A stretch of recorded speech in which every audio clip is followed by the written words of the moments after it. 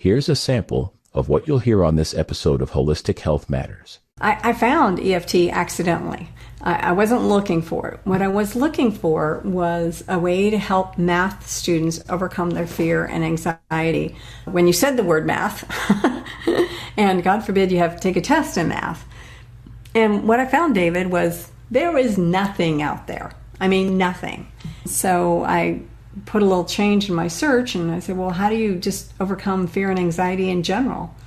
And that was in the year 2010. Welcome to the Holistic Health Matters podcast, where it's all about maximizing your health potential in body, mind, and spirit so that you can pursue the abundant life more effectively. I'm your host, David Sandstrom, naturopathic doctor and biblical health coach, and this is episode number 28.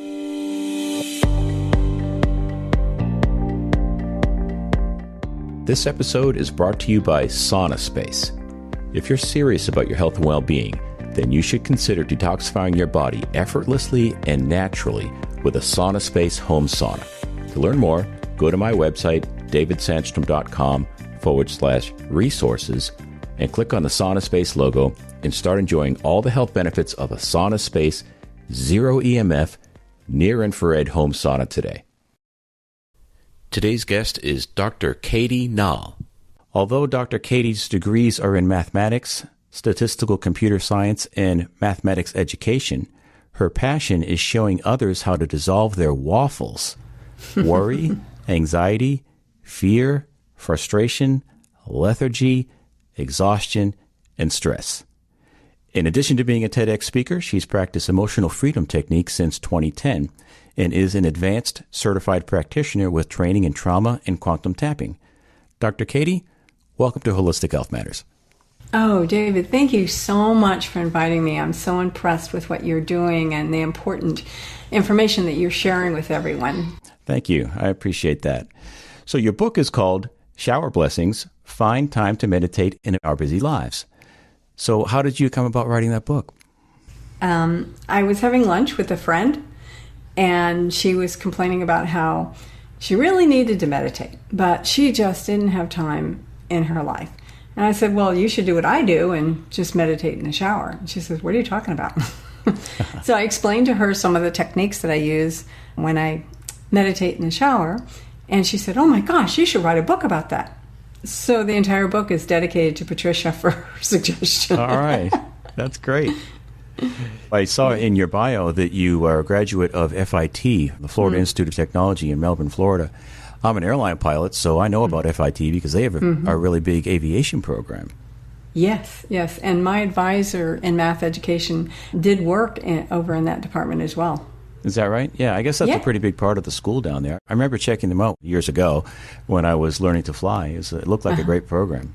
Yeah, they do have a very strong program. It's a great school. I was blessed to be able to have a school nearby, 30 miles away, for me to get graduate work. And I started it all before a lot of the online courses really took off.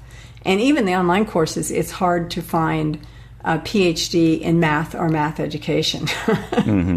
I'll bet. So, yeah. The funny thing is, you have a technical background, and now you're in the healing arts. And I also have a technical background as an airline pilot, but I'm in the self-improvement, personal development space. I call it holistic health. And I think we have kind of similar backgrounds, and we transition from that technical world into, well, not so technical anymore, a little bit more of a, soft science. Intuitive, maybe. Yeah, more intuitive. Yeah. So I think that's really cool. I like that, David. I think that's an interesting analogy that you brought up. And actually, being an advanced certified practitioner in emotional freedom technique has led me on to other trainings. And one of the other trainings I've had is I trained to become a Reiki master. Okay. Well, if we have time, we'll talk about that some. But I definitely want to jump into EFT because that's a really cool thing. So you have a super cool TED Talk where you talked about how you first started using EFT. Why don't you just give us a little background on that? Oh, David, thank you so much for prompting that. When you said the word math, and God forbid you have to take a test in math, and what I found, David, was there is nothing out there. I mean, nothing. And so I put a little change in my search, and I said, well, how do you just overcome fear and anxiety in general? And that was in the year 2010. I found EFT accidentally. I wasn't looking for it. What I was looking for was a way to help math students overcome their fear and anxiety. I found Nick Ortner's Tapping Summit, and it was a 10-day summit of information about emotional freedom technique, or EFT. It's also called tapping. And so I watched all 10 days, and I said, I wonder if this is going to work on our math students. So I bought the book and bought the DVD, watched all the videos, and had a long line of what I would call desperate students. David, they had all done so well in all their other classes, and they get to math and they would just completely freeze. I just couldn't believe it. And you didn't have to have many conversations with them to find out that there was a teacher who humiliated them. There was a parent who told them they couldn't do it. There was a sibling who made it difficult for them. And there was actually some pretty traumatic situations as well. And I kept thinking, well, and a few students, we could just talk about it and they'd be, okay, I think I can get through it now. And they were successful. But there were way more students who had so much fear and so much anxiety about math. I couldn't even get them to register for the class. I mean, some of them were ready to abandon. It was the last class they needed for their degree, and they were ready to walk out the door. Wow. It's crazy. So I really wanted to help them because most of them were adult students, and they needed the degree to be able to move forward in their career. Yeah. So I thought, hey, you guys are desperate. Desperate clients are always the best, David. It's true. They're motivated for change. Absolutely. And they're open, right? They're open to doing things. Mm-hmm. So I said, hey, I don't know if this is going to work or not, but why don't we try it? And a number of students were open. We tried it, and one by one, they came back in my office, and they're like, I've never gotten an A in math before in my life. And I'm like, well, there you go. Wow. That's great. And then there was one guy, Scott. He came into my office. He was as tall as my doorway and as wide. And he came in and he swooped me up in his arms and he was like, Dr. Nall, if it hadn't been for that, quote, voodoo stuff, end quote, I never would have gotten my degree. And I was like, well, it's not really voodoo, Scott. But so there were a lot of people that I was able to help with tapping. And so I thought, I wonder if I should get certified in this, right? Mm-hmm. Now, my husband wasn't keen on this because I'm an adult and keep going back to school. And he's like, when will this quit? But I went back and I got certified in level 1, level 2, level 3, trauma tapping, which is really important, and actually quantum tapping, which is very interesting. Mm-hmm. And then I started taking on all kinds of clients. So I still work with students. I have a student in Belgium and Switzerland, and I have students in Canada, and I have students all over the world, really, that I work with to help them overcome their fear and anxiety about math. But I also have a lot of other clients. I have speakers who have frustration with the industry. I have writers who are struggling with a lack of focus. I have parents who are just struggling, right? Who isn't? And yeah, right. And especially in this time. David, it's interesting. Dr. Hans Seeley was a medical doctor in about 100 years ago, and he defined stress as being triggered by one of three things: uncertainty, lack of information, or loss of control. And the clients that I've seen nowadays are feeling all three. We're uncertain about what's going on right now, right? Yeah.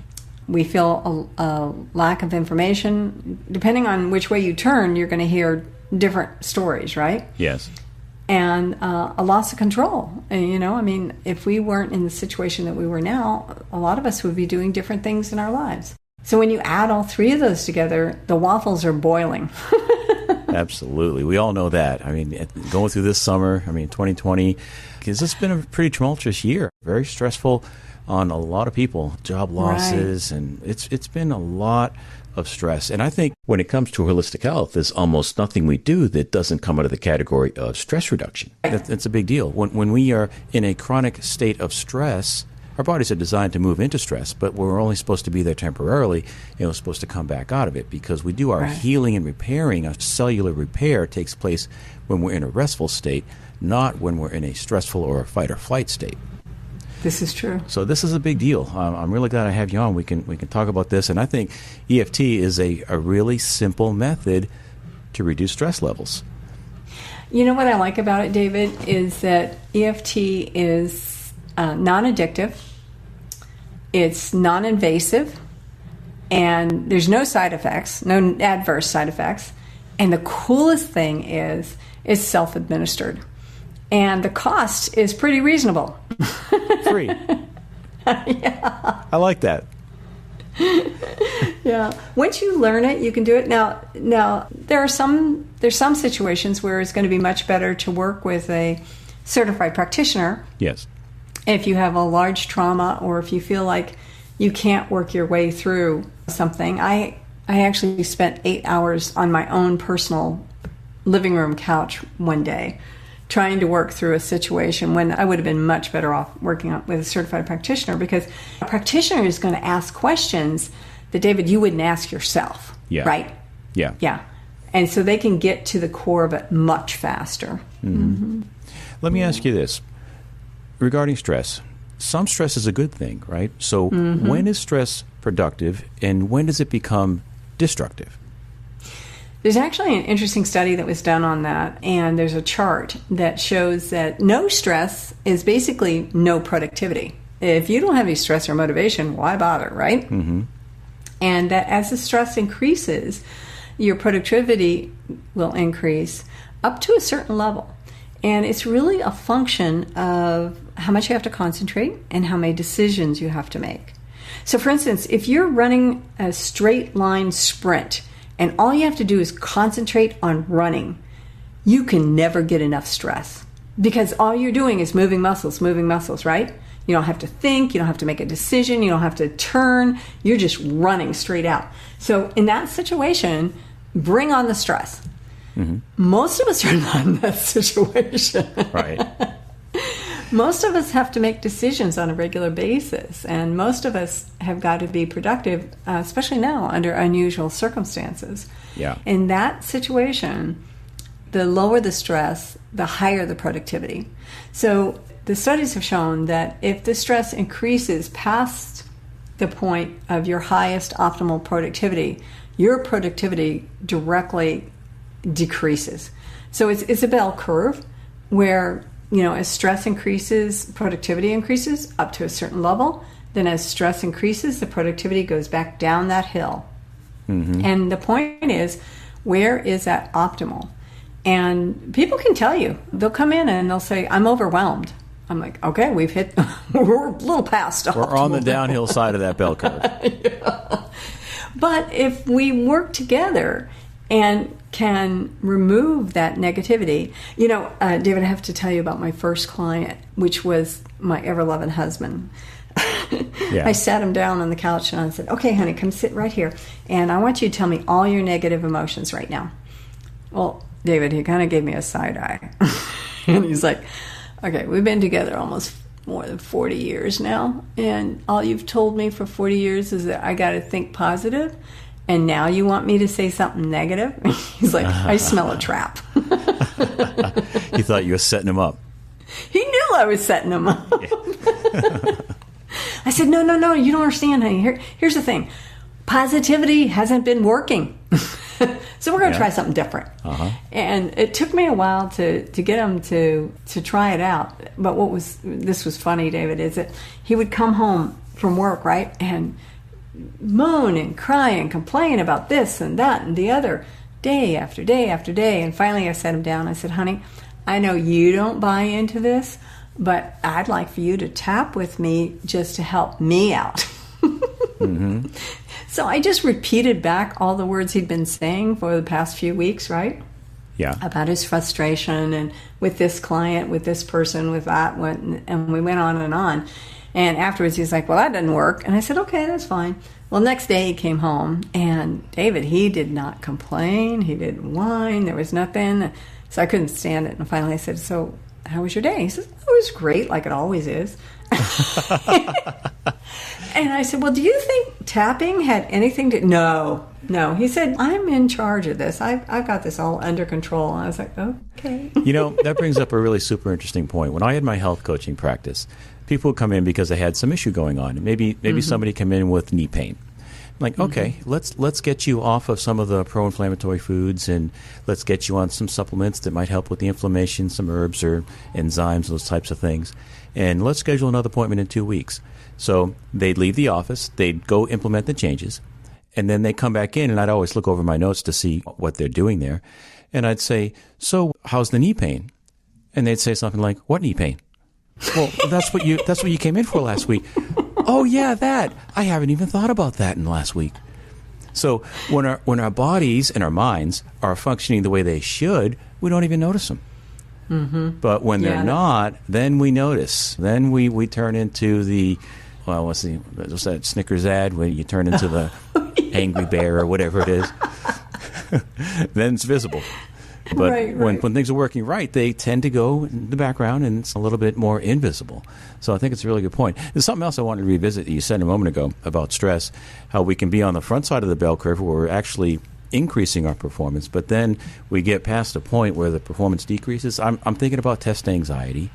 Mm-hmm. And as an airline pilot, we go into the simulator every 9 months. And the reason why we train in a simulator is because we can practice more difficult things, more challenging things than we ever could in a real airplane. Mm-hmm. When we go to the simulator, we'll have engine failures, we'll have fires, we'll have smoke in the cockpit, emergency descents, ditching, you name it. Those are full sessions. And I can tell you from experience that when you get under a great deal of stress like that, you need to perform, because if you don't perform, your job is actually on the line. There's a tremendous amount of pressure for us. We've got to pass this check ride. And when you get to a point where you're just so loaded up with stress, you crack. And you cannot perform to the best of your ability. And sometimes the instructor will see it and they'll say, hey, you know what, I think it's time for a break. Why don't we go down and have a drink of water, and we'll come back in a few minutes. And then you come back in and you're a new person. So I can relate to how that stress can really impact our performance. Mm-hmm. Yeah. Well, that's a good segue, David. What do you think about doing a short little tapping round for your audience?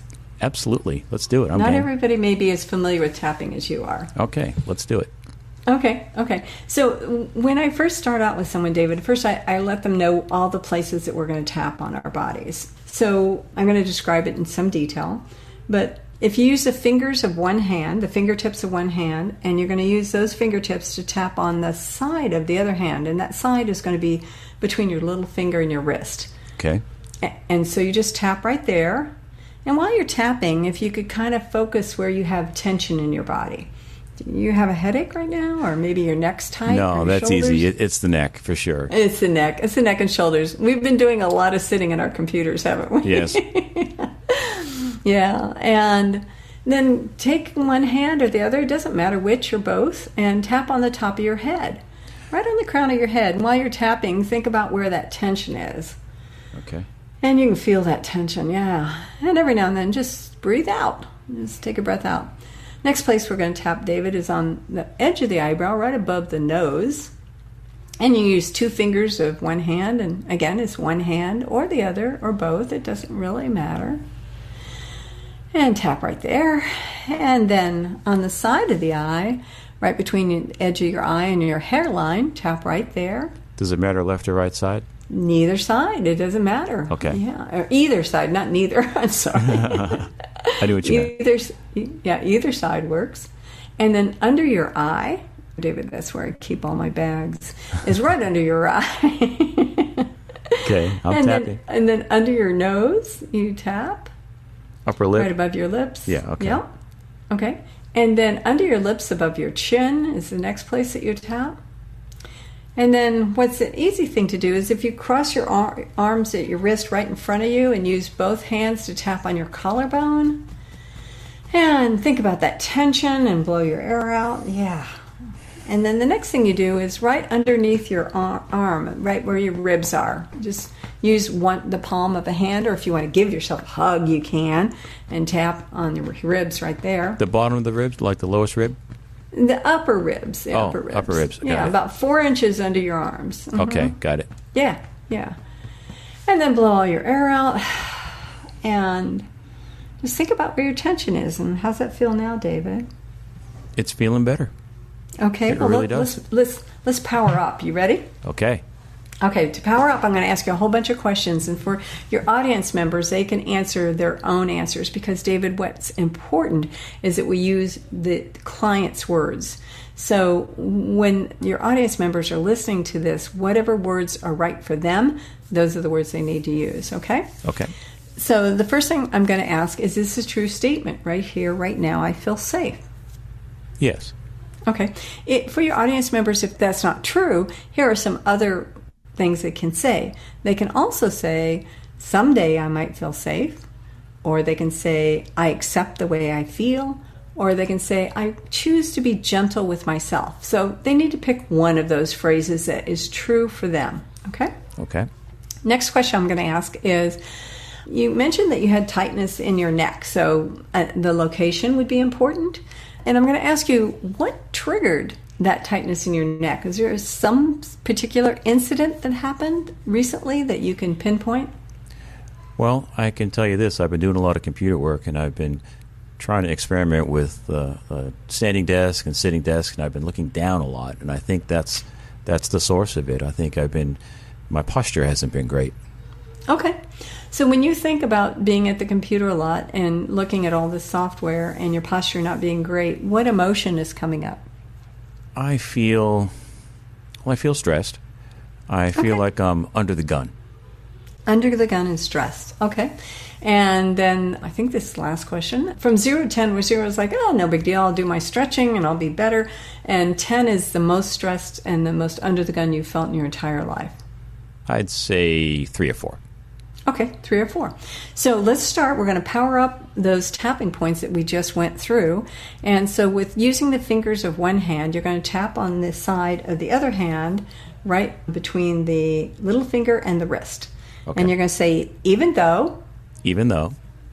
When I think about my posture working on all this software. When I think about my posture working on all this software and computer issues. Yeah, software and computers. I feel stressed in my neck. I feel stressed in my neck. I feel under the gun. I feel under the gun. And right here, right now, I feel safe anyway. And right here, right now, I feel safe anyway. And we're going to do a couple more like that, right while you're tapping on the side of your hand. Even though. I feel stressed and under the gun in my neck. I feel stressed and under the gun in my neck. When I think about my posture and just sitting at the computer for so long. When I think about my posture and sitting at the computer for so long. Right here, right now, I feel safe anyway. Right here, right now, I feel safe anyway. And then the last time, even though. I've been sitting at the computer for so long. I've been sitting at the computer for so long. And when I think about my posture from that. I feel this stress and under the gun in my neck. I feel the stress and under the gun in my neck. Right here, right now, I feel safe anyway. Right here, right now, I feel safe anyway. And then top of your head, David. Oh, this stress in my neck. The stress in my neck. And on the edge of the eyebrow, this stress in my neck. The stress in my neck. And then on the edge of your eye, between your eye and your hairline, I'm feeling under the gun in my neck. I'm feeling under the gun in my neck.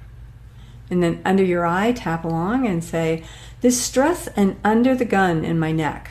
This stress and under the gun feeling in my neck. And then under your nose, above your lips, this stress and under the gun feeling in my neck. This stress and under the gun feeling in my neck. And then under your lip, above your chin, tap and say, oh, my neck is full of stress. My neck is full of stress. Now cross your arms at your wrist and tap on your collarbone. My neck is full of stress and feeling like it's under the gun. My neck is full of stress and I'm feeling under the gun. And then 4 inches under your arm, use your palm and tap your ribs while you say, this stress and feeling of being under the gun in my neck. This stress and feeling under the gun in my neck. Now blow all your air out, David.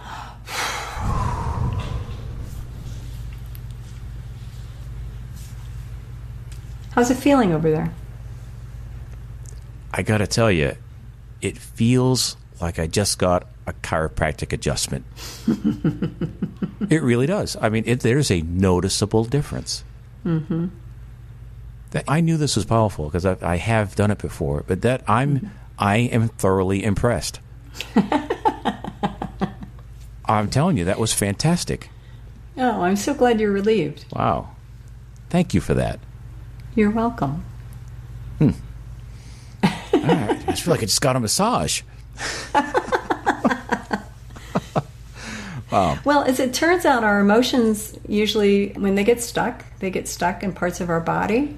And so if we can open up the energy pathways and allow the energy to move unfettered, then, yeah, we do feel better physically. And our neck aches, our stomach aches, that pain in our knee, whatever it is, that's our body trying to tell us, take care of me. Yeah, our bodies are always talking to us, and we really do need to tune in and listen to them. I think it's a God-given mechanism. And again, we tend to live with this stuff. We think it's normal because it's been going on for so long, but it's not normal. No. We're not supposed to be going through life with stressed out necks.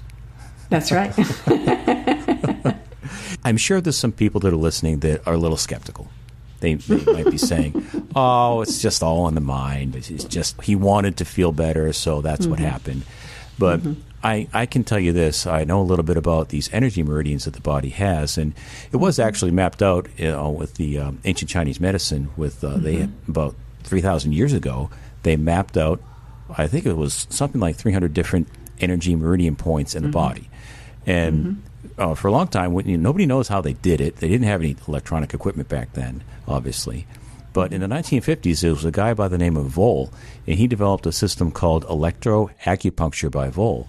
And what he did is he took electrical instruments, placed them on the skin, and they could measure resistance. And electricity has resistance. It's kind of like water flowing down a stream. If there was a few rocks in the stream, the rocks would represent resistance to the water flow. So energy flows through these meridians in our bodies, and these blockages we have are like the rocks in the river where the energy is not flowing the way it's designed to.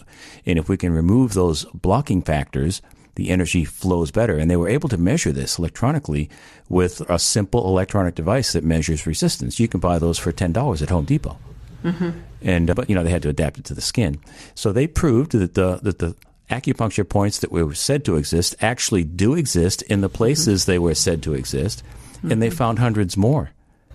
It's pretty amazing how complex our bodies are and how they work, but we are bioelectric chemical machines. Our bodies are. Of course, we have more to a human being than a body. We are a spirit. We have a mind as well. But this is an interesting point, and I think it's based in solid science. This is not, as that football player said, voodoo medicine. Yeah. No, it's based in good science. Actually, there was a researcher, I believe, from Auburn University who about 3 years ago did research and found very, very small, like fishing line, almost human hair size circuitry going through our body that were aligned with the traditional Chinese medicine energy meridians. And what was interesting, David, is that they were invisible until they were hit or tapped. And once they were tapped, they turned yellow. Wow. Interesting. Yeah, that's really, really interesting. Yeah, I think there's more to research. I think there's more to find out. We don't know everything, right? Absolutely. And that's kind of the cool thing about the health and wellness field is there's always new research being done. There's always something to learn. And I'm a lifelong learner. And it's probably one of the reasons why I love this field so much. It's great to stay up on the research. So anyway, Dr. Katie, thank you so much for your time. If someone wants to get a hold of you or learn more about you, where should they go? Well, I encourage people to email me. It's the easy way. My email address is hello, HELLO, at drnall.com. That's DRNALL.com. And I always challenge listeners. I always give out my phone number, and nobody ever calls.